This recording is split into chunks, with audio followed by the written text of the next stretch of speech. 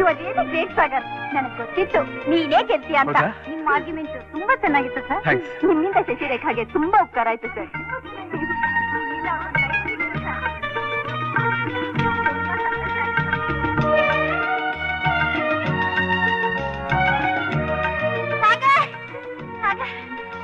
ಎಲ್ಲಿ ಹೋಗ್ತಾ ಇದೀಯಾ ಸಾಗರ್? ನಿನಗೋಸ್ಕರ ಸ್ಪೆಷಲ್ ಪಾರ್ಟಿ ಇಟ್ಕೊಂಡಿದ್ದೀನಿ. ಸ್ವಲ್ಪ ಇರು, ಬರ್ತೀನಿ.